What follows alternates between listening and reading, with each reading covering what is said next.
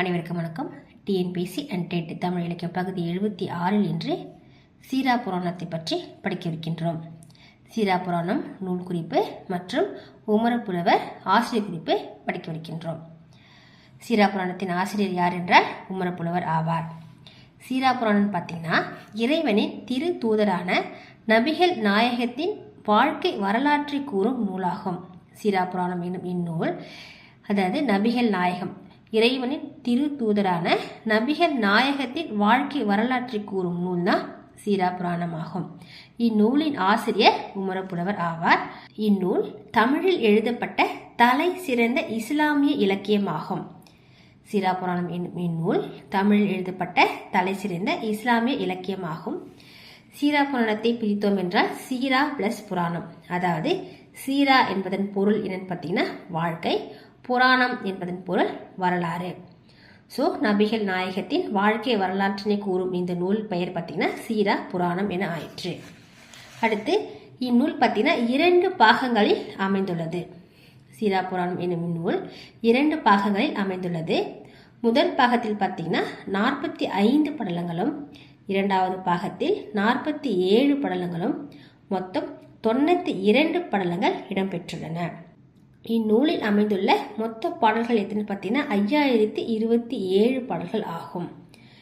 இந்நூல் மொத்தம் 3 காண்டங்களால் அமைந்துள்ளது. இந்நூலில் 3 காண்டங்கள் உள்ளன.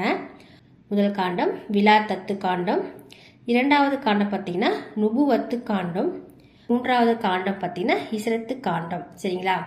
இந்த விலாத்து காண்டம், நுபுவத்து காண்டம் இது ரெண்டும் பார்த்தீங்கன்னா முதல் பாகம். இந்த ஹிஜ்ரத்து காண்டம் பார்த்தீங்கன்னா இரண்டாவது பாகமாகும். அடுத்து பார்த்தீங்கன்னா விலாத்தத்து காண்டத்தில் 24 படலங்கள் உள்ளன. நுபுவத்து காண்டத்தில் 21 படலங்கள் உள்ளன. அடுத்து ஹிஜ்ரத்து காண்டத்தில் 47 படலங்கள் உள்ளன.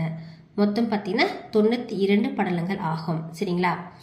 அடுத்து உமரப்புலவர் ஆசிரியர் குறிப்பு படிக்கலாம். சீரா புராணத்தை இயற்றியவர் யார் என்றால் உமரப்புலவர் ஆவார். இவர் எட்டயபுரம் கடிகை முத்து புலவரின் மாணவர் ஆவார். இவர் யாருடைய மாணவர் என்றால் எட்டயபுரம் கடிகை முத்து புலவரின் மாணவர் ஆவார். அடுத்து இவரை ஆதரித்த வள்ளல்கள் யாருன்னு பார்க்கலாம். அப்துல் காதிர் மரைக்காயர் எனப்படும் வள்ளல் சீதகாதியின் வேண்டுகோளுக்கு இணங்க உமரப்புலவர் சீரா புராணத்தை எழுத தொடங்கினார். சரிங்களா? அதாவது சீதகாதியின் வேண்டுகோளுக்கு இணங்க தான் உமரப்புலவர் பார்த்தீங்கன்னா சீரா புராணத்தை எழுத தொடங்கினார். ஆனால் நூல் எழுதி முடிக்கும் முன்பே உமரப்புலவரை ஆதரித்த வள்ளலான சீதகாதி மறைந்தார். பிறகு அபுல் காசிம் என்ற வள்ளல் நூலை எழுதி முடிக்கும் வரை உமரப்புலவரை ஆதரித்தார். சரிங்களா? அப்போ உமரப்புலவரை ஆதரித்த வள்ளல்கள் யார் என்றால் சீதகாதி, அபுல் காசிம் எனும் இந்த 2 வள்ளல்கள் ஆவார்கள்.